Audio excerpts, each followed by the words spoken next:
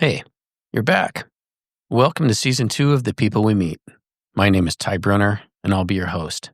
This is a show about ordinary people that have done extraordinary things. I'm glad you're here, and let's get on with it.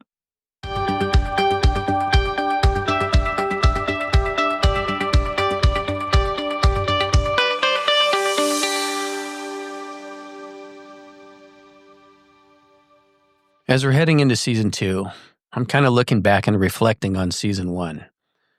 Starting this podcast, I had no idea what I was getting into or if I was even going to like it. And it turns out I did like it. I liked it a lot. It wasn't just fun. I felt like I grew up a bit and took stock of some of the things in my life that are important. And it made me take a look around. I feel like I learned to be a better listener. It was a rather content feeling to know that this show isn't about me. It's about someone else, and that I get the privilege of hearing their stories for an hour or two. I loved when my guest would throw something out there that reeled me in a little bit more, and I said, really? Tell me more about that. And then we're off and running in a whole different direction. I also found that my show started to take on a familiar rhythm because I find it fascinating to know where my guests were born, what their lives were like, what shows they watched, and what music they listened to growing up. It was so human, and I often found common ground with them. And if nothing else, the hook was set, and I couldn't wait to hear more. I often had to check myself and make sure not to chime in too often because it's their story and not mine. You know how people do the thing where you're talking and you can tell that the other person isn't really listening anymore to what you're saying because they're waiting for you to shut up so that they can talk. And I realize that that does not fly on my show because if I'm sitting there waiting for my guests to stop talking so I can run my big yapper, I miss what they're saying because I wasn't paying attention. Well, how embarrassing is that to get lost on my own damn show? So I learned to listen even if I had to fiddle with the setting on the Rodecaster or adjust the mic volume. And I found that I started making a more concerted effort to do that in my everyday conversation. At my advanced age, it kind of sucks to know that I'm still just learning how to shut up and listen, but whatever. Some people never learn. I also learned that sometimes the interview that you want isn't necessarily the interview that you get. I had one guest, a rather famous one, that I was really excited to interview, but when we got to the part about what made that person famous, they didn't really want to talk about it. And I realized that what was a big deal to me wasn't a very big deal to them. And when I asked, the response was, I don't really remember much about it because those things were never the things that I wanted to do. And that's when it occurred to me that maybe the things that appear to make a person noteworthy are not really the things that make them noteworthy. The show, it also dug up a piece of my past that I didn't realize that I missed. It took me back to when I was a kid. My brother and I had this little tape recorder, and we just wander around the house or the yard or the neighborhood, talking into it and singing dumb songs and telling jokes, making up stories and cutting farts and interviewing the neighbors and our friends. And it was just something that we did together that was fun.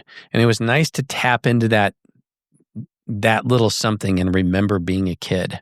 There was no agenda, no audience strategy, no worrying about downloads or platforms or getting it to JMax so that he could unfuck some of my screw-ups. We just wanted to capture the sound of being alive together, the mess and the silliness and the tiny adventures of simple days. And in a weird way, Season 1 of this show brought me back there to that curiosity and that openness, that sense of just wanting to sit with somebody and hear what comes out, even if it's not polished or planned.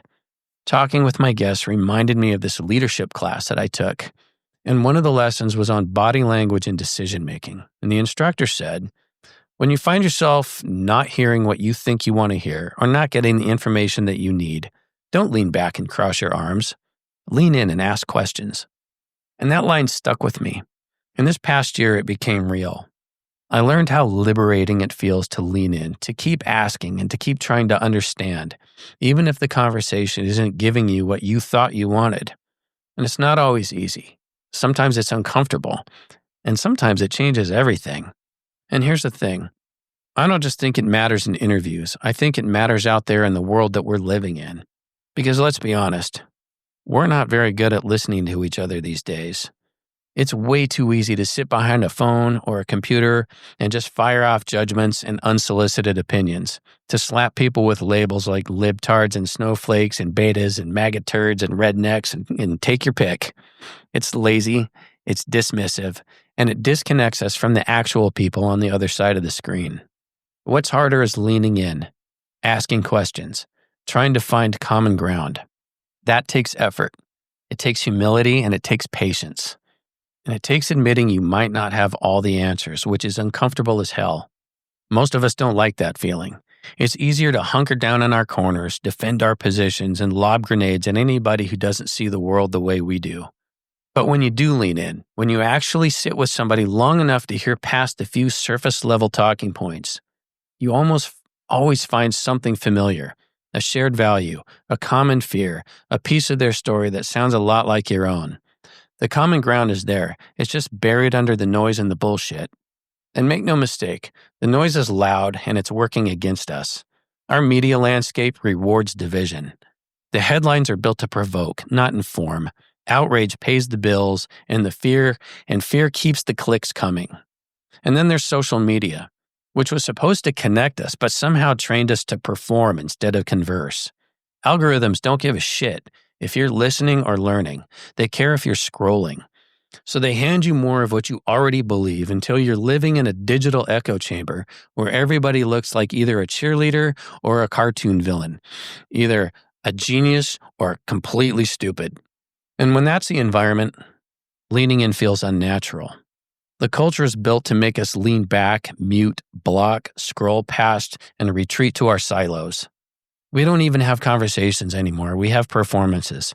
2-minute hot takes, 280 character rants, recycled memes, sitting on the shitter looking at TikToks and calling it research. That's not dialogue. That's auditioning for applause, which is exactly why leaning in matters more now than it ever has.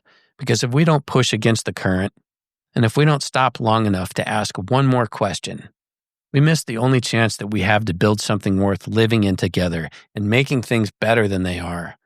Mike Tyson put it best, and he put it the only way Mike Tyson can. You motherfuckers are getting awfully comfortable disrespecting each other without having to worry about getting punched in the face. It's funny, but it's also true. The internet gave us a shield. It gave us this illusion that we can just say whatever we want without consequence.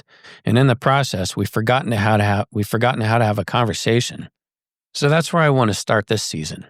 Season 2 is my experiment in leaning in asking better questions, in looking for connection, even when it's messy or uncomfortable or surprising.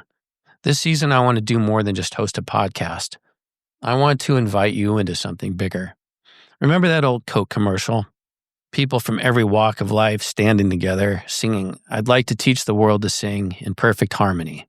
It was simple and maybe even corny, but the heart of it was true. Strangers can come together and make something beautiful just by standing side by side. And that's what I want season 2 to feel like. Not perfect harmony, but a reminder that it's possible. I'll keep showing up with curiosity. I'll keep leaning in, asking better questions, and listening for the human being on the other side of the story. And I want you with me, not just listening, but practicing it out there, at your dinner table, at work, with neighbors, even with strangers online. Because if enough of us lean in instead of leaning back, maybe we really can build a chorus that drowns out the noise. So here's my invitation. Lean in with me. Let's see if we can't find a little harmony together. Welcome to season 2 of The People We Meet. And with that, I'm going to leave you with the only recording of that Coke commercial that I could find, because I think it's relevant and I like it. Thanks for listening. And furnish it with love. Grow apple trees and honey bees and snow white turtle doves. I'd like to teach the world to sing with me.